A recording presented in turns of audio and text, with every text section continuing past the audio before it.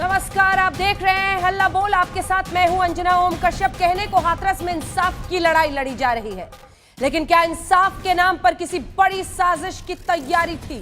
Supreme court में योगी सरकार ने जो हलफनामा दाखिल किया है उसके मुताबिक हाथरस में जातीय दंगा भड़काने की साजिश थी, और यही वजह है कि प्रशासन ने रात के अंधेरे में पीड़िता का आखिरी संस्कार कर दिया। अब हाथरस की हकीकत क्या यही है, या फिर इसमें भी सियासत का सवाल है? क्या तमाम चुनावी अपनी अपनी साजिशें रचने के लिए, अपने अपने चुनावी फायदे के लिए आग को हवा दे रहे थे, या फिर वाकई ये न्याय और इंसाफ की लड़ाई हो रही थी? हाथरस की सीधी रिपोर्ट भी आपको दिखाएंगे। आज हाथरस के लोग बोलेंगे उनके दिल की बात। आज तक पर वो बताएंगे उनके गांव का सच, और राजनीति का सच भी वही समझाएंगे। लेकिन इससे पहले कि हम चर्चा की शुरुआत करें, ये रिपोर्ट। क्या हाथरस के बहाने हिंसा की प्लानिंग थी? क्या बेटी के लिए इंसाफ सिर्फ बहाना था? असली मकसद दंगा भड़का? कौन है जो यूपी में माहौल बिगाड़ने की कोशिश कर रहा है? 29-30 सितंबर की रात हाथरस पुलिस और प्रशासन ने आधी रात को पीड़ित, जिसके बाद हजारों सवाल उठे। अब जाकर योगी सरकार ने उन सवालों का जवाब दिया है। हलफनामे के मुताबिक 30 सितंबर को ही बाबरी मस्जिद मामले में फैसला आना था। उसे लेकर पूरे जिले में हाई अलर्ट था। 29 सितंबर की रात खुफिया जानकारी मिली थी कि सुबह कई पार्टियों के नेता अपने समर्थकों के साथ हाथरस पहुंचने वाले हैं। ऐसे में कानून व्यवस्था बिगड़ सकती थी। साथ ही कोरोना की वजह से भी भीड़ नहीं जुटने देना चाहते थे। इसी वजह से देर रात को ही अंतिम संस्कार कर दिया। हलफनामे में योगी सरकार की ओर से ये दावा किया गया है कि घर वालों की मर्जी से ही रात के अंधेरे में चिता जलाई गई। मतलब ये कि हाथरस प्रशासन ने जो भी फैसला लिया वो जातीय दंगा और हिंसा की आशंका को देखते हुए लिया। यूपी सरकार का दावा है कि हाथरस कांड को एंटी-सीएए प्रोटेस्ट जैसा रंग देने की कोशिश की गई। आपने इन चेहरों को देखा होगा जिन्होंने सीएए के खिलाफ आंदोलन के नाम पर हिंसा करने का प्रयास किया था, जिन्होंने प्रदेश के अंदर विभिन्न स्तर पर अराजकता पैदा करने का प्रयास किया था। उत्तर प्रदेश की जांच एजेंसियों के मुताबिक हाथरस के नाम पर जिस हिंसा की साजिश हो रही थी उसमें पीएफआई और एसडीपीआई जैसे संगठन एक्टिव थे। मेरठ से पुलिस ने 4 संदिग्धों की गिरफ्तारी की है। सभी का कनेक्शन पीएफआई से है। इतना ही नहीं, अब ईडी भी इस मामले में फंडिंग की जांच करेगी। Yogi sees an international conspiracy. Well, that's fine. That's his prerogative. What I saw was a tragedy. Anti CA में देखा वही लोग, पीएफआई, सीएफआई, ये सब लोग उसी में इन्वॉल्व हैं। और उसमें पॉलिटिकल पार्टी उस समय यूपी के अंदर देख रहे थे, सपा आ रही थी, अब कांग्रेस आ गई है, और उसी आड़ में आप लोग कर रहे हैं, एक राजनीतिक एक आड़ में आप कार्य कर रहे हैं और सरकार को गिराना चाहते हैं। ये बहुत बड़ा षड्यंत्र है। यूपी सरकार ने जो हलफनामा दिया है उसमें घटना का पूरा ब्यौरा दिया गया है और गैंगरेप के आरोप को गलत बताया गया है। हलफनामे में कहा गया है कि 14 सितंबर को घटना हुई। शुरुआत में लड़की के बयान के आधार पर हत्या का प्रयास और छेड़छाड़ का केस दर्ज किया गया। बाद में 22 सितंबर 2020 को लड़की का दोबारा बयान लिया गया। तब उसने बताया कि 4 लड़कों ने उसका गैंगरेप किया और गला दबाने की कोशिश की। फिर उस बयान के आधार पर गैंगरेप की धारा जोड़ी गई और लड़की का टेस्ट कराया गया। रिपोर्ट में कहा गया कि पहली नजर में रेप नहीं लगता। हम भी कह रहे हैं दोषी की सजा हो, न्याय निरपेक्ष होता है, सापेक्ष न्याय नहीं होता। कोई दोषी नहीं है, दोषी नहीं है, बिल्कुल सीबीआई जांच भी होना चाहिए। हम एसआईटी की भी जांच का हम बड़ा स्वागत करते हैं, क्योंकि हमें पता है हमारे लड़के देखना निर्दोष छूटेंगे, और हम अब भी चाहते हैं कि दोषी को सजा मिलनी चाहिए। यूपी सरकार की ओर से दाखिल हलफनामे में सुप्रीम कोर्ट से मामले की जांच को मॉनिटर करने की अपील की गई। इसके बाद अदालत ने यूपी सरकार से गवाहों और पीड़ितों की सुरक्षा के बारे में हलफनामा दाखिल करने के निर्देश दिए। आज तक ब्यूरो। आइए चर्चा की शुरुआत करते हैं। सभी खास मेहमान हमारे साथ जुड़ गए। हमारे साथ अमित मालवीय, प्रवक्ता भारतीय जनता पार्टी के, आईटी सेल के बीजेपी के हेड हैं, Atikur Rahman political analyst, Avanijesh Awasthi ji political analyst, अनुराग भदौरिया हमारे साथ प्रवक्ता समाजवादी पार्टी के जुड़ रहे हैं, सुप्रिया श्रीनाथे हमारे साथ प्रवक्ता कांग्रेस पार्टी की जुड़ रही है, सुबूही खान लॉयर जुड़ रही, शोएब जमई भी लॉयर एक्टिविस्ट जुड़ रहे हैं। सबसे पहले अमित मालवीय आपके पास आते हुए, राहुल गांधी कह रहे हैं कि योगी जी को साजिश दिख रही है और मुझे हाथरस की ट्रेजेडी दिख रही है। नजरिया का फर्क है या फिर यहां ताक पर इंसाफ का सवाल है? अमित मालवीय। राहुल गांधी को ट्रेजेडी नहीं वोट बैंक दिख रहा है और राजनीति दिख रही है। बात सिर्फ इतनी है, सच्चाई ये है कि हाथरस में हुआ वो बहुत है। एक 19 साल की लड़की की मौत हो जाती है, चाहे कारण कुछ भी हो, लेकिन संवेदना दिखाने की जगह राहुल गांधी एक बड़ा काफिला लेकर वहां राजनीति करने पहुंच जाते हैं। अंजना जी, मैं पूछना चाहता हूं कि आज उत्तर प्रदेश की सरकार ने पीएफआई के 4 एक्टिविस्ट को अरेस्ट किया है क्योंकि वो वहां पे जातीय दंगा फैलाने का प्रयास कर रहे थे। एक रातों रात एक वेबसाइट आ जाती है जस्टिस फॉर हाथरस विक्टिम के नाम से, जिसमें रेफरेंस दिया जाता है अमेरिका के ब्लैक लाइव्स मैटर के। तो क्या कहीं ना कहीं एक इंटरनेशनल सिंडिकेट है जो हाथरस को लेकर दंगे फैलाने का प्रयास कर रहा था? हमने दिल्ली के चुनाव के समय देखा किस तरीके से पीएफआई के कार्यकर्ताओं ने, कांग्रेस से जुड़े हुए कार्यकर्ताओं ने और तमाम जो लेफ्ट विंग की ऑर्गेनाइजेशंस हैं उन्होंने मिलकर एक तांडव मचाया। बिल्कुल उसी तरीके का मोडस ऑपरेंडी, उसी तरीके से लोगों को जुटाने का तरीका, लोगों को हिदायतें देना और एक बच्ची की निर्मम हत्या की इस प्रकार से राजनीतिकरण करने का प्रयास। आज ये खबर बाहर आई है कि जो अक्यूज्ड था और जो विक्टिम का भाई था उसके बीच में अक्टूबर 2019 से लेकर मार्च 2020 तक 100 कॉल हुई। क्या ये इन्वेस्टिगेशन की बात नहीं? क्या राहुल गांधी और सोनिया गांधी इन्वेस्टिगेशन का इंतजार नहीं कर सकते थे? किस तरीके की फोटो ऑप की राजनीति जो राहुल गांधी कर रहे हैं या प्रियंका वाड्रा कर रही हैं, सिर्फ इसलिए कि यूपी में 2 सीटें और ज्यादा मिल जाए। उस बच्ची पे रहम तक नहीं, उसके परिवार पे रहम तक नहीं कि वो किस आप बीती से गुजर रहे हैं और राहुल गांधी वहां राजनीति करने पहुंच जाते हैं। और राहुल गांधी ऐसे पहले और परिवारों के पास भी गए हैं और वहां पे भी उन्होंने कुछ नहीं हासिल किया, सिर्फ राजनीति के अलावा। फोटो ऑप था ये, सुप्रिया जी। वो कह रहे हैं फोटो ऑप के लिए आप लोगों ने संवेदना को भी, हमदर्दी को भी दरकिनार कर दिया, कार्यकर्ताओं के साथ गए। जस्टिस फॉर हाथरस के नाम पर जातीय दंगा भड़काने की वहां पर कोशिश हो रही थी। 2 मिनट 25 सेकंड भाजपा के प्रवक्ता बोले हैं।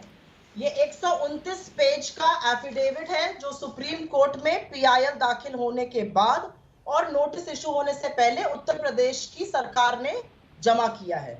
इसमें 3 बड़ी बातें कही गई हैं। कहा है पुलिस ने, 3 बातें हैं, मैं उसको ब्रीफ में कह देती हूँ। पुलिस ने तुरंत एक्शन लिया, जबकि इसी में बोला गया है कि 8 दिन के बाद लड़की का फोरेंसिक हुआ, 8 दिन के बाद रेप की धारा लगाई गई, लड़की का 164 मजिस्ट्रेट के सामने हुआ ही नहीं और यह भी माना गया है कि उसका डाइंग डिक्लेरेशन हुआ, उसको कंसिडरेशन में नहीं लिया जा रहा है। दूसरी बात इसमें कही गई कि लड़की के परिवार की सहमति और उसकी मौजूदगी में दाह संस्कार हुआ। आपके टीवी चैनल ने और बाकी तमाम लोगों ने दिखाया कि कैसे मां पैर पकड़ के रो रही थी, देवरी तक नहीं ले जाने दिया, मिट्टी का तेल डाल के परिवार की अनुपस्थिति में। और एडीजी लॉ एंड ऑर्डर ने आप ही के चैनल पे माना है कि हाँ, परिवार से नहीं पूछा था, कम्युनिटी से पूछ लिया था, इसलिए कर दिया।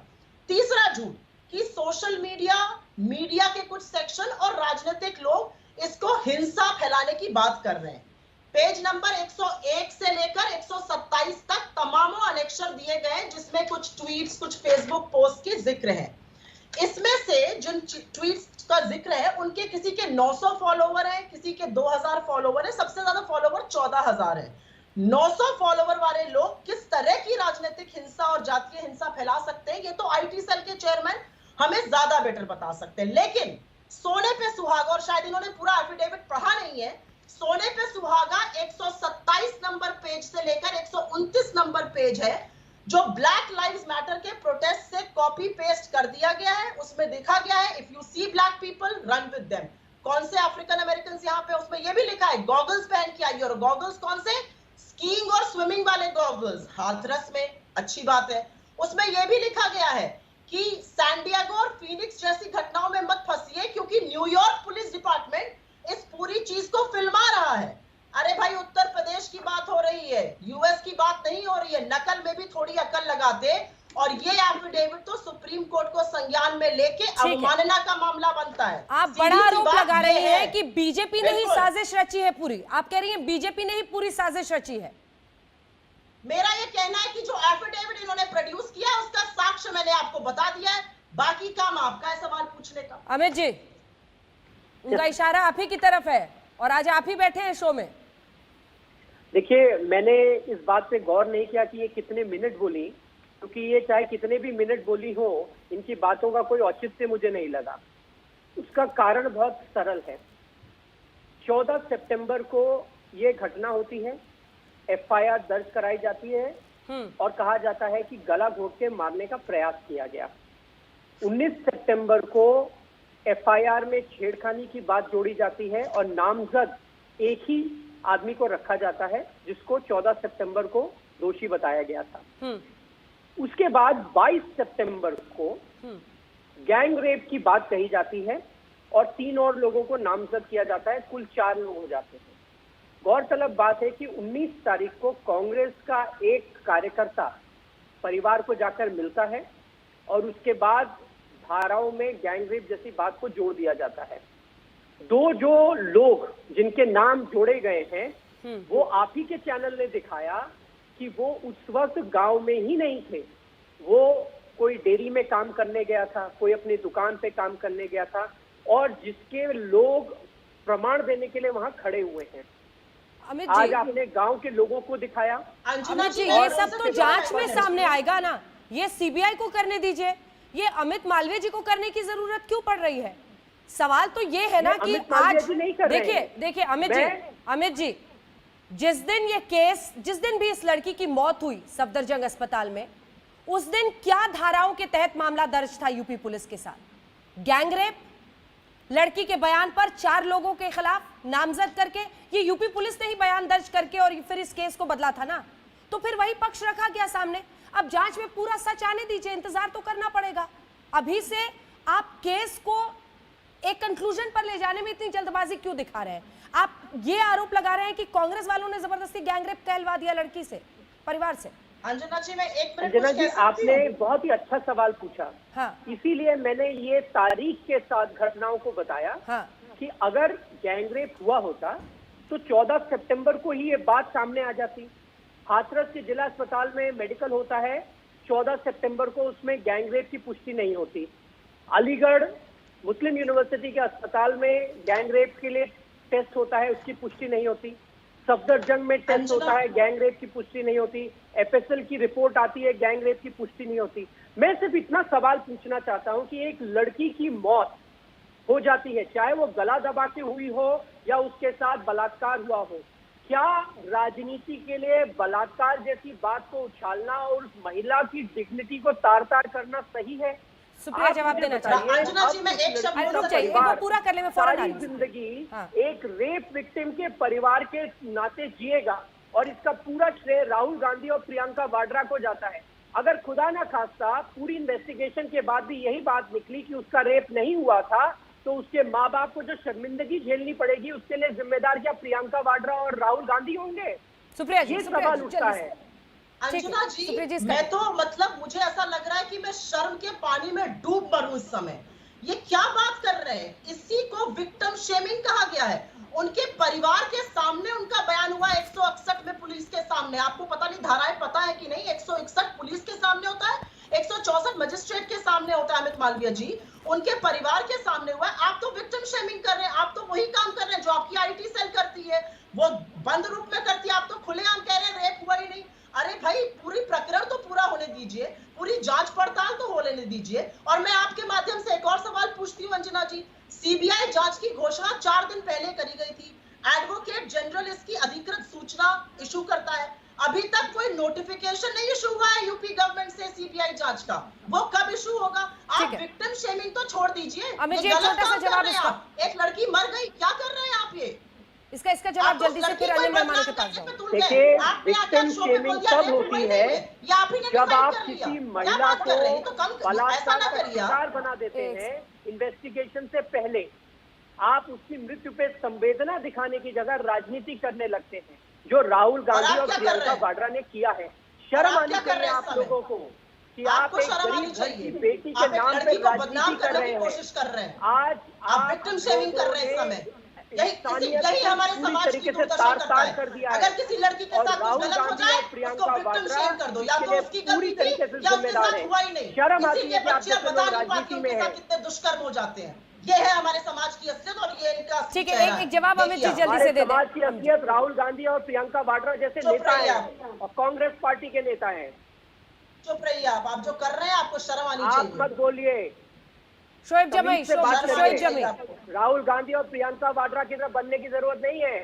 इसके बाद अतीकुर रहमान मैं आपके पास आऊंगी और आ रही हूँ भदौरिया साहब आ रही हूँ। आपकी राजनीति पूरी नहीं होगी। शोएब जमई, ये क्या राहुल जी नहीं, जस्टिस और हाथरस के कर्म की आड़ में जो दिखा रहे हैं वो राहुल गांधी जी की राजनीति से इनसे रहिएगा, बच्ची को बख्श दीजिए। जस्टिस फॉर हाथरस के आड़ में, आपको ठीक है, एक second Supriya ji, justice for Hathras की आड़ में क्या दंगा भड़काने की कोशिश हो रही थी? वो वेबसाइट है, वहां पर तमाम ऐसे आरोप है और सरकार ने 4 लोगों को पकड़ा भी है। क्या दंगे भड़काने की कोशिश हो रही थी, जातीय दंगे? अंजना जी, पहले तो बहुत बहुत शुक्रिया इस संवेदनशील मुद्दे पे आपने हमें इनवाइट किया। मैं इस वक्त जन अधिकार पार्टी का राष्ट्रीय प्रवक्ता भी हूँ और बिहार में मौजूद हूँ। अंजना जी, कि मुझे लगता है कि ये सारी की सारी कवायद इसलिए है ताकि पिछले 6-7 दिनों में योगी सरकार की जो किरकिरी हुई है इस पूरे मुद्दे को लेकर, जिस तरीके से मीडिया को मैन हैंडलिंग की गई, जिस तरीके से विपक्ष को रोका गया, और जहां तक जो है उत्तर प्रदेश की पीएफआई बैन होना चाहिए सरकार की। मिस्टर शोएब जमई, सारी की सारी पीएफआई बैन होना चाहिए। देखिए मैं आपको बताता हूँ कि देखिए, एक पीआर एजेंसी हायर की गई मुंबई बेस्ड, जिसको ये खबर फैलानी थी कि भाई वहाँ रेप हुआ ही नहीं। इंटरनेशनल मीडिया में भी ये डाला गया और इंडियन मीडिया में भी ये प्रोपेगेंडा। जहाँ जहाँ दंगा होता है पीएफआई का नाम आता है, पीएफआई बैन होना चाहिए। मत भागिए मेरे सवाल से। देखिए, पिछले 6 सालों से मोदी जी की सरकार है।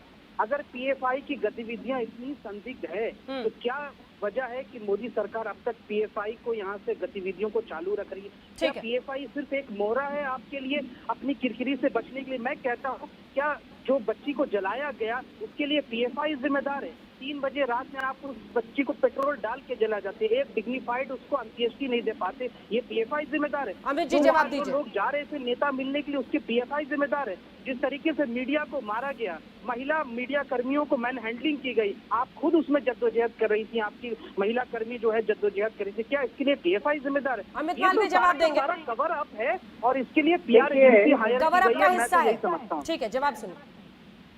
देखिए अंजना जी, बाकी घटनाओं के बारे में कौन जिम्मेदार है वो इन्वेस्टिगेशन में पता चलेगा। उत्तर प्रदेश के मुख्यमंत्री योगी आदित्यनाथ जी ने स्पष्ट रूप से कहा है कि हम सुप्रीम कोर्ट मॉनिटर्ड इन्वेस्टिगेशन चाहते हैं ताकि कोई किसी भी प्रकार के सवाल ना उठा सके। इतनी पारदर्शिता हम चाहते हैं।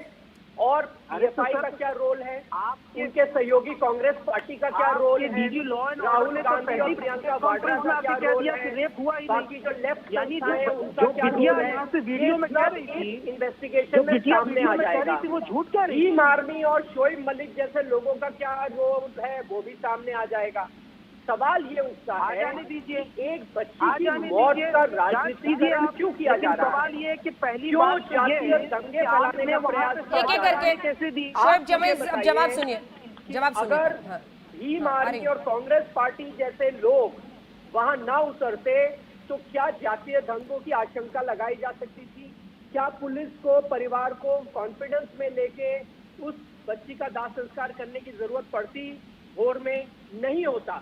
लेकिन इन लोगों ने वहां पे उन्माद फैलाने का जो प्रयास किया, जो साजिश करी, उससे प्रदेश की जनता को बचाने के लिए सरकार को ये कठोर कदम उठाने पड़े। आज पता नहीं अमित मालवीय जी बहुत समर्थन किया। अमित जी, अमित मालवीय जी आप बहुत सॉफ्ट चल रहे हैं अनुराग भदौरिया जी पर, समाजवादी पार्टी का नाम ही नहीं ले रहे। लेकिन अब मैं ही इंट्रोड्यूस कर देती हूँ भदौरिया साहब। भदौरिया साहब, उनका कहना है कि अगर बेटी की चिता, जिस तरह से उकसाया जा रहा था मामले को, बेटी की चिता नहीं जलाते तो हाथरस जलता।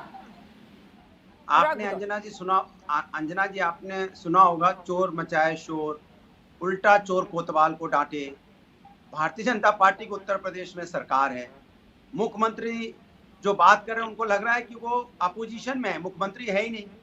आपसे पूछा जा रहा है कि आप झूठ बोल रहे हो, और जब प्रशासन और मुख्यमंत्री और उनका पूरा आमला जमला झूठ बोलने लगे तो बताओ न्याय मांगने जनता कहां जाएगी? क्या झूठ बोल रहे हैं? जब उसकी पीड़िता के माँ बाप कह रहे हैं कि रात के अंधेरे में बिना मेरे परमिशन की मेरी बेटी का अंतिम संस्कार इन्होंने पेट्रोल डाल के कर दिया, और आप एफिडेविट दे रहे हैं कि नहीं परिवार की सहमति से हुआ, इसके मतलब पूरा देश झूठ बोल रहा है। अगर सच बोल रहे हैं तो भारतीय जनता पार्टी के नेता बोल रहे हैं। आप आरोप दूसरों पे लगाते हो। मैं बताता हूँ कि आखिर सरकार किसकी, आपकी है। अगर आपको लगता है कि उत्तर प्रदेश के अंदर में साजिश हो रही है तो आप अपनी सरकार की जिम्मेदारी लीजिए। आप कहिए कि हम सरकार नहीं चला पा रहे हैं, हम जो साजिश करता को नहीं पकड़ पा रहे हैं। कौन वो साजिश करता है, किस इस्लामिक कंट्री से आए हैं? मुख्यमंत्री जी को तो 1 साल पहले ही पकड़ लेना चाहिए। फिर आपका इंटेलिजेंस क्या करता है? जब घटना हो जाती है उसके बाद आप जगते हैं, घटना होने के बाद जगते हैं। मैं आपसे पूछना चाहता हूँ, हाथरस की घटना में आप यही करेंगे, हापुड़ की घटना में क्या बोलेंगे? हाथरस में फिर 6 साल की बच्ची के साथ अन्याय हो गया तो क्या बोलेंगे?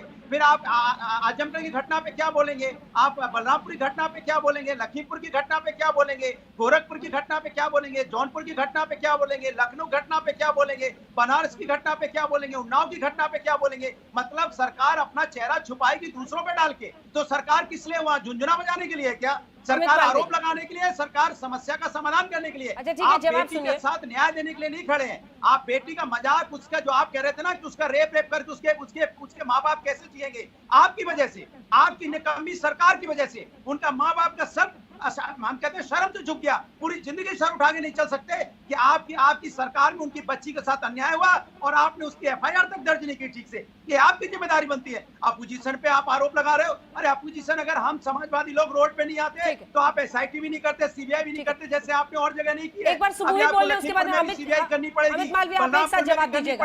अतिकुर रहमान वारी, सुबुही खान जल्दी से, सुबुही खान हाथ उठा रही हैं, जल्दी से। अंजना, कांग्रेस की प्रवक्ता ने एक सवाल पूछा कि 8 दिन के बाद रेप की धारा क्यों लगाई गई। मैं ये पूछना चाहती हूँ कि रेप की धारा कब लगती है? जब लड़की खुद बोले कि मेरे साथ रेप हुआ, या पुलिस वाले प्रोएक्टिवली रेप की धारा लगा देते हैं? अभी अमित मालवीय जी ने बहुत अच्छे से एक्सप्लेन किया कि 14 तारीख से लेके मल्टीपल कंप्लेंट्स लगी हैं और 22 तारीख में ये बोला गया है कि बच्ची के साथ गैंगरेप हुआ है, तो तभी तो धाराएं लगेंगी। दूसरा, उन्होंने बोला डाइंग डिक्लेरेशन को आप कंसिडर क्यों नहीं कर रहे हैं? डाइंग डिक्लेरेशन को कंसिडर क्यों नहीं कर रहे हैं? मैं आपको क्विकली बताती हूँ। देखिए, बार बार बच्ची के परिवार वालों के बयान बदले गए हैं। मल्टीपल कंप्लेंट्स लगी है जिसमें वर्जन उनका बदला गया है। एक एक करके उन्होंने आरोपियों के नाम बढ़ाए और एक एक करके उत्तर प्रदेश पुलिस आरोपियों को गिरफ्तार करती चली गई। लड़की की रिकॉर्डिंग में बोला गया है संदीप इन्वॉल्व था, लड़की के भाई का नाम भी संदीप है।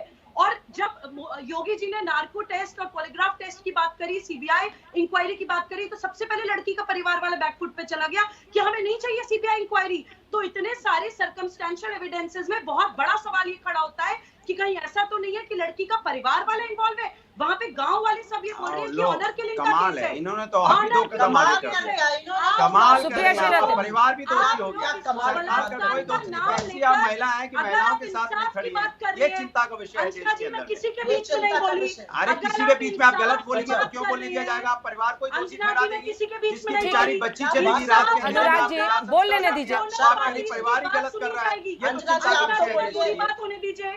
अनुराग जी पूरी बात होने दीजिए। नहीं बात होनी चाहिए, गलत बात नहीं होनी चाहिए। ठीक है, आप परिवार को दोषी कैसे बताएंगे? जिस बच्ची सुप्रिया जी इसका जवाब देना चाह रही है। ठीक है, एक सेकंड। अब निजेश जी आ रही हो, सुप्रिया जी एक बार जवाब दे दे, उसके बाद आ रही हो अब निजेश। ठीक है, आपने अपनी बात रख दी, आपने अपनी बात रख दी, लेकिन आप भी ध्यान रखिएगा, जल्दबाजी मत कीजिए। जांच CBI को ही करने दीजिए, हर कोई अपना इन्वेस्टिगेशन मत शुरू कीजिए। Exactly my point. जांच क्यों नहीं चाहते आप लोग कंक्लूजन्स पे जंप के? सुप्रिया बोल रही है आप लोग कानून के हिसाब से दोनों पार्टीज को इक्वली अपनी बात रखने का अधिकार होता है। अगर ये ऑनर किलिंग का केस निकला तो उन 4 लड़कों का क्या जिनको आपने झूठे आरोप लगा के जेल के अंदर डाल दिया? अगर ये ऑनर किलिंग का केस निकला तो उस बच्ची की आत्मा रोती होगी। वो बच्ची कमाल की बात कर रही है, महिलाओं के प्लीज इस तरह का डिबेट ना करें। का इंतजार नहीं कर। कुछ तो ऐसा डिबेट हो जिसमें हम लोग थोड़ी तमीज दिखाएं।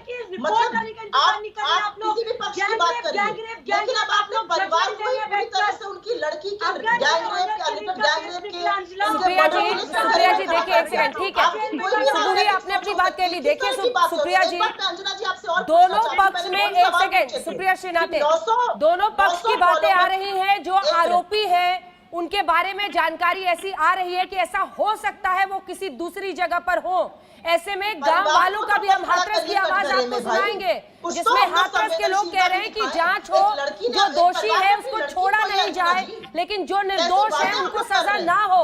इसीलिए इस पर आप जवाब दीजिए। सुबुही ने अपना पक्ष रखा है, किसी को भी ऐसे आउटकास्ट और निकालिए और चुप करिए नहीं होता है। वो अपनी बात कह रही है, आप जवाब दीजिए, आप अपना पक्ष रखिए। ना मैं आउटकास्ट कर रही हूँ, ना मैं निकालने की बात कर रही हूँ। मैं ये कह रही हूँ, इस डिबेट में हम सबको थोड़ी संवेदनशीलता दिखानी पड़ेगी। एक लड़की की मौत हुई है, मैं वापस एक पॉइंट रखना चाहती हूँ इस डिबेट में, और वो पॉइंट सिर्फ इतना है। ठीक है, सुबुही जवाब सुन लीजिए, सुबुही जवाब सुन लीजिए ना। ठीक है, आपने अपनी बात कह दी सुबुही खान, अब जवाब सुनिए। 900 फॉलोवर वाले लोग राजनीतिक हिंसा फैला रहे थे, जातीय हिंसा फैला रहे थे। क्या उत्तर प्रदेश की सरकार ने ब्लैक लाइव्स मैटर को कॉपी पेस्ट करके लगा दिया? ये अवमानना नहीं है कोर्ट की? क्या फिल्मिंग कर रही है? इसका जवाब उन्होंने दिया नहीं। अब तो आईटी सेल अभी तो आप ये बात कर रही थी कि डाइन डिक्लेरेशन को नहीं मानी। उत्तर प्रदेश अब आप फॉरेन बीजेपी पर आ गई, अब आप फॉरेन पार्टी पॉलिटिक्स करने लगी। अभी तो आप मेरिट्स पे बात कर रही थी मुझसे, अब जब मैं आपसे मेरिट्स पे बात करने लगी तो आप ठीक है, एक सेकंड, अपनी जय अवस्थी, अपनी जय अवस्थी, आपसे चिल्ला के कोई बात नहीं, अपनी जय अवस्थी। सीबीआई जांच में सब कुछ सामने आ जाएगा, लेकिन क्या ये जातीय दंगा और इस सब का अलावा इसलिए सामने रखा जा रहा है क्योंकि आपको जस्टिफाई करना है ना? आपके पास कोई जस्टिफिकेशन नहीं है। आपने ही पुलिस अधिकारियों के खिलाफ कार्रवाई की है। आधी रात को जिस तरह से परिवार ने अपने आप को अलग कर लिया था, चिता जला दी गई बेटी की, इसको कोई नहीं नकार सकता। और अपनी जय अवस्थी, अंजना जी, अंजना जी, अंजना जी, मैं किसी के बीच में नहीं बोलता हूँ, इसलिए मैं, देखिए अंजना जी, मैं ये, ठीक है, अपनी जय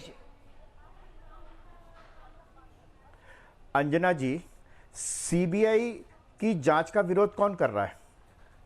मैंने आज तक ये तो सुना था कि जिस पर आरोप लगा हो वो सीबीआई की जांच का विरोध करे, लेकिन जिसके साथ कोई घटना घटी है वही विरोध कर, वही परिवार विरोध कर रहा है कि सीबीआई नहीं चाहिए हमें। सुप्रीम कोर्ट के जज की, सुप्रीम कोर्ट की मॉनिटरिंग में सीबीआई, जहां पर किसी तरीके की कोई, किसी तरीके का कोई गलत नहीं, बात नहीं हो सकती। इससे बड़ी क्या बात हो सकती है? इससे बड़ी क्या बात हो सकती है? दो बातें हैं। आज पूरे दिन आपके चैनल की श्वेता सिंह वहां पर रही, श्वेता सिंह वहां पर रही और उन्होंने पूरे गांव के तमाम लोगों से बातचीत की। उस सच को आपने मैं अनुराग जी, मैं आपके बीच में नहीं बोला था, आपने बहुत सारे दिखाए और आपने कहा कि योगी सरकार क्या करेगी। मैं बता देता हूं, योगी सरकार या योगी ये नहीं कहेंगे कि लड़कों से गलती हो जाती है, झूठ बोलेंगे, ये नहीं कहेंगे, वो उनके खिलाफ कार्रवाई करेंगे। वो ये नहीं कहेंगे कि लड़कों से गलती हो जाती है, माफ कर दो इनको। वो आजम खां की तरह उनको माफी नहीं मांगनी पड़ेगी, सुप्रीम कोर्ट से माफी नहीं मांगनी पड़ेगी उनको वो रेप को जायज नहीं ठहराएंगे, वो रेप को जायज नहीं ठहराएंगे। वो किसको बचाते यूपी का चीफ मिनिस्टर किसी महिला के अंतर वस्त्रों के रंग नहीं बताता। यूपी का चीफ मिनिस्टर, आपको नहीं बोलिए ज्यादा अच्छा है। यूपी के चीफ मिनिस्टर ने सीबीआई इंक्वायरी से कौन डर रहा है? सीबीआई इंक्वायरी से क्यों डर रहे हैं? सीबीआई इंक्वायरी से क्यों डर रहे हैं? सीबीआई इंक्वायरी से क्यों डर रहे हैं? और वो भी सुप्रीम कोर्ट की मॉनिटरिंग में।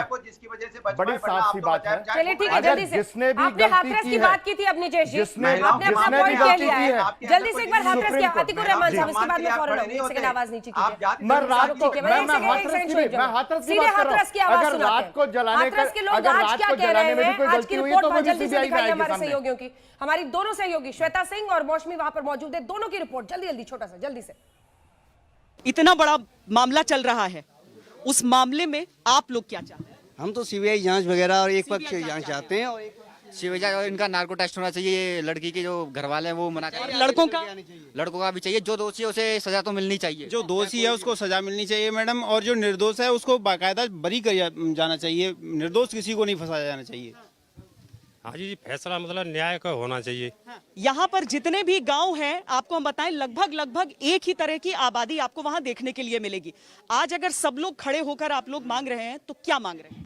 ये मांग रहे हैं कि कोई जांच में ऐसी कोई दुष्कर्म की घटना हुई नहीं है और इसको बेवजह फंसाया जा रहा है। इनको तुरंत रिहा किया जाए। इन लोगों को आपको चाहिए कि जांच सही हो और बिल्कुल तुरंत इसको रिहा किया जाए। बच्चों इंसाफ बेटी को भी मिले, बात उसमें आई नहीं है रिपोर्ट में जो है। सीबीआई जांच होनी चाहिए, नार्को टेस्ट होना चाहिए। और आप लोगों में भी किसी को एतराज नहीं है इस तरह की जांच हो? कोई एतराज नहीं है, जांच में कोई एतराज नहीं। ये यहाँ पर यही एक आवाज सुनने के लिए मिल रही है कि अगर कोई दोषी है तो उसे हो सजा, लेकिन जो दोषी नहीं है उसके साथ ना हो। मैम यहाँ पर बस पॉलिटिक्स हो रही है, कुछ नहीं हो रहा है यहाँ पे। कोई मैम, घर वाले सीबीआई जांच की मना क्यों कर रहे हैं? SIT की मना क्यों कर रहे हैं? नार्को टेस्ट की भी मना कर रहे हैं मैम, बस बोल रहे हैं जुडिशरी से कराइए, वो भी रिटायर्ड जज। पर अगर जुडिशरी से कराया जाता है तो आप लोग को दिक्कत होगी। मानेंगे हम रिटायर्ड, पहले मैम CBI जांच तो होने दीजिए ना। CBI जांच के बाद वो कोई भी जांच हो जाए दिक्कत नहीं है, कोई दिक्कत नहीं है मैम। इंसाफ होने दीजिए, जो दोषी होगा वो सामने आ जाएगा, चाहे वो लड़के हो चाहे लड़की के घर वाले हो, उसमें दिक्कत क्या है? जांच से पहले ही आरोपी बना दिए लड़के। मैडम हम कहते हैं इतना जल्दी क्यों? अगर आप प्रक्रिया के हिसाब से चलिए और दोषी को सजा दिलवाइए, हम नहीं कहते। अगर कहीं भी गलती से इनके बच्चे अगर फांसी पर चढ़ जाते हैं तो अब बच्चे कौन लौटा के देगा? इसकी रिस्पॉन्सिबिलिटी किसकी होगी? हम तो ये चाहते हैं जो जांच हो वो निष्पक्ष हो, उसका रिजल्ट आने के बाद उन्हें फांसी दी जाए। तो हम सवर्ण समाज के ये लोग कहते हैं अगर वो दोषी निकले तो हम खुद आंदोलन करेंगे, उनको फांसी होनी चाहिए, चाहे वो हमारे हो चाहे जिसके हो। लगातार अगर आप देखिए सरकार ने जो अपना एफिडेविट दिया है, जो जवाब दिया है, उसमें एक बात कही है कि आपसे पूछा गया था जब अलीगढ़ अस्पताल में थी बिटिया भर्ती कि उसको बड़े अस्पताल में ले जाए कि नहीं, और आपने उसकी अनुमति नहीं दी, ऐसा लिखा गया है। तो आपने अनुमति क्यों नहीं दी चाचा? और हमें तो डॉक्टर बोलते हैं कि यहाँ कंडीशन खराब है तो हम ले जाते। हाँ। तो इसी वजह से हमने कहा कहते वो बोली उन लोगों ने। नहीं, उसमें ये लिखा है चाचा कि लगातार परिवार से पूछ रहे थे डॉक्टर कि इनको बड़े अस्पताल ले जाओ, बड़े अस्पताल ले जाओ, और आपने इजाजत नहीं दी। ऐसा हुआ क्या? हाँ, जाने के लिए बोली, पर जो है कि क्या कहते हम लोगों ने बोले कि इलाज सही चल रहा हो तो यहीं इलाज है जाए तो बढ़िया है। ये तो डॉक्टर जो बोल उनके ऊपर थे क्या, वो भेजना चाहते, क्योंकि हम लोग बोले कि अगर वो ट्रीटमेंट नहीं मिल रहा है तो यहाँ पर मिलना चाहिए, तो कोई दिक्कत नहीं है।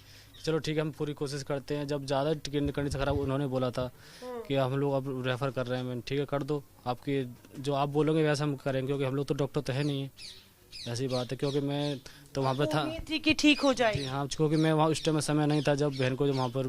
आप वहाँ पे थी, आप लेके आई बिटिया को वापस घर कि आपने इंतजार किया?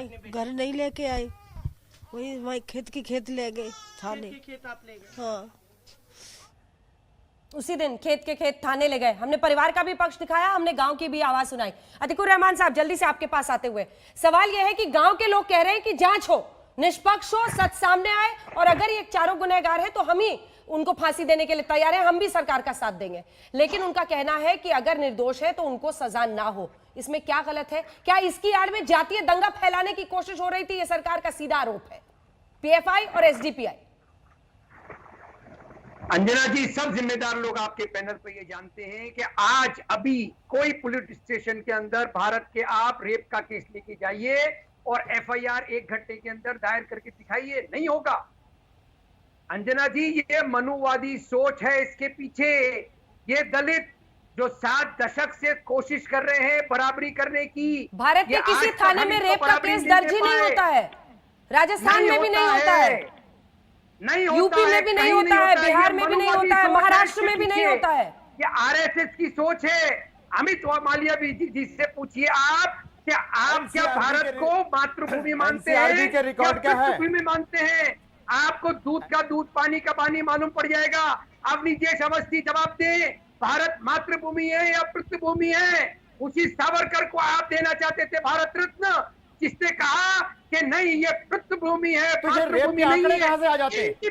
ये रेप के आंकड़े कहां से आते हैं, ये बताइए मुझे। अगर FIR ही नहीं होती तो रेप के आंकड़े कहां से आते हैं? राजस्थान का अतिकुर रहमान, अगर FIR नहीं होती तो रेप के आंकड़े कहां से लेके आते हैं आप रेप के आंकड़े कहां से लेके आते हैं आप? पूछिए। MP आया है सबसे टॉप पर आज। महिलाओं के अधिकारों को छीनने के लिए NCRB की रिपोर्ट राजस्थान और केरल है, राजस्थान और केरल है। कौन से देख लीजिए जाकर के। एक डेटा और मैं है, ये नहीं कह रहा हूँ, मैं ये नहीं कह रहा हूँ कि कहीं अगर ज्यादा है कहीं कम है तो मैं कोई गर्वान्वित नहीं हो रहा हूँ। बिल्कुल भी नहीं होने चाहिए, बिल्कुल भी नहीं होने चाहिए, बिल्कुल भी नहीं होने चाहिए। ये मानेंगे कि नहीं मानेंगे? एक सेकंड अतिकुर रहमान, इस बात में दम है कि रेप की धाराएं दर्ज करने में स्थानीय प्रशासन, पुलिस कई बार लापरवाही करता है, कई बार परेशानियां होती हैं, शादी बिरादरी सब कुछ देखकर पीड़िता को ही उल्टा दबाया जाता है। लेकिन ये कह देना कि कोई कहीं केस ही नहीं दर्ज हो रहा है, गलत है। और याद रखिए, दलित महिलाओं से रेप के मामले में राजस्थान सबसे ऊपर है। ये डेटा भी लगातार देश के सामने आता रहा है। मैंने जो सवाल आपसे पूछा उसका आपने जवाब ही नहीं दिया। क्या इसकी आड़ में जातीय हिंसा भड़काना, क्या बार बार ये कहना कि वो किस बिरादरी से है, इसकी वजह से ये हुआ, जातीय हिंसा फैलाने की कोशिश थी? इस पर मेरा जवाब दीजिए ना, इसके बाद आ रही हूं मैं। जाति धर्म की राजनीति तो भारतीय जनता पार्टी करती है। अंजना जी, सबसे बड़ा आसान तरीका इन सब चीजों से बचने के लिए एक मुस्लिम एंगल ले आइए और आराम से इस तरह से आप सुन सकते हैं। ये घृणित घटना, इस आरोप की किसी हालत में सिद्ध नहीं कर पाएंगे कभी भी, और इसका इंसाफ भी नहीं होगा। आप मैं बता दे रहा हूं अंजना जी, ये मनुवादी सोच इंसाफ नहीं करने देगी। और जब ऑपोजिशन आवाज उठाती है तो उनको आप कहते हैं फॉरेन फंडिंग आ रही है। अमित मालवीय जी, हर चीज में मुस्लिम एंगल लाते हैं आप। ठीक है, ठीक है, हर इशू में मुस्लिम एंगल लाते हैं। अंजना 10 सेकंड। अंजना 10 सेकंड क्यों भैया? अभी हम मनुवादी सोच थी क्या? आपको देते हैं, आप तो महिलाओं के साथ ही नहीं खड़े, तो 10 नहीं, ट्रिपल तलाक के पक्ष में जब आप खड़े हुए थे तो वो मनुवादी सोच थी। ठीक है, अमित मालवीय पहले जवाब दे दें सरकार की तरफ से। मनुवादी सोच थी ना, मुस्लिम एंगल लेकर आते हैं आप। देखिए अंजना जी, ये कितनी दुखद बात है कि एक बच्ची की मौत हो जाती है और इसमें इनको हिंदू मुसलमान दिख रहा है। लेकिन अब क्योंकि इन्होंने सवाल पूछ ही लिया है तो मैं इसका जवाब दे ही दूं इनको। जिस दिन ये घटना हुई उसके ही आसपास बलरामपुर में, उत्तर प्रदेश के बलरामपुर में 8 साल की बच्ची के साथ दलित परिवार की जो बच्ची थी, निर्मम तरीके से उसका बलात्कार किया गया। उसकी दोनों टांगे तोड़ दी गई, उसकी कमर तोड़ दी गई और उसको एक इंजेक्शन दे दिया गया ताकि वो मर जाए। उस घटना के पीछे 4 मुसलमान थे। क्या उसकी चर्चा आपने कहीं सुनी? क्या राहुल गांधी उस परिवार को देखने गए? क्या प्रियंका वाड्रा उस परिवार को देखने गई? नहीं। क्यों नहीं गए? क्योंकि वो उनकी राजनीति के अनुसार नहीं है। अगर मुसलमानों पर उंगली उठाएंगे तो वोट बैंक चला जाएगा। यहाँ पर सवर्ण और दलित समाज के बीच में जातीय दंगे करवाएंगे तो हिंदू समाज टूटेगा, जिससे कांग्रेस पार्टी की राजनीति आगे चलेगी। ये सच्चाई है। मैं कहना नहीं चाहता था, मैं राजनीतिकरण नहीं करना चाहता था इस घटना का, लेकिन जिस प्रकार से अतीकुर रहमान और कांग्रेस पार्टी की प्रवक्ता बात कर रही हैं और समाजवादी पार्टी के प्रवक्ता हमको यहाँ ज्ञान दे रहे हैं, मुझे शर्म आती है ये कहते हुए कि बलरामपुर की हत्या पर एक बार भी एक शब्द नहीं कहा इन लोगों ने, क्योंकि वहाँ पे रेपिस्ट मुसलमान है और यहाँ पे लड़के सवर्ण बिरादरी से हैं, ये जातीय दंगे कराने वाले हैं, इसलिए राहुल गांधी, प्रियंका वाड्रा और उनका पूरा ड्रामा वहाँ पहुंचा हुआ है। ठीक है, सुप्रिया जी इसका जवाब दीजिए। शर्म की बात है। वो इसके आधार पर हिंदुओं को बांटने की आपकी कोशिश है चुनावी राजनीति के लिए, ये आरोप है। इतनी शर्मिंदगी की बात पर मैं जवाब भी नहीं दूंगी, और इसलिए नहीं दूंगी क्योंकि एक रेप विक्टिम, चाहे वो कांग्रेस शासित प्रदेश में हो चाहे भाजपा शासित प्रदेश में हो, वो रेप विक्टिम होता है। अमित मालवीय उसको जाति, धर्म, कांग्रेस शासित बलरामपुर ऐसे देख सकते हैं, हम लोग नहीं देखते और शायद उनको नहीं पता है। आराधना मिश्रा जी कल पूरा प्रतिनिधि मंडल लेकर वहां पे गई थी और उन्होंने कड़ी से कड़ी कार्रवाई करने की इसकी पुरजोर मांग करी है, शायद उनको नहीं पता होगा। मेरा सिर्फ ये कहना है कि उन्नाव के मामले में जहां पर कुलदीप सिंह सेंगर जो सिटिंग एमएलए थे उनको बचाया जा रहा था, उस पर तभी हस्तक्षेप जब कोर्ट ने किया, तभी योगी सरकार ने उस पर हस्तक्षेप किया था। वहां पर भी पूरा गाँव कुलदीप सिंह सेंगर के साथ खड़ा था और अंततः वो दोषी पाए गए, उनको उम्र कैद की सजा हुई और अब उन्होंने अपील की है।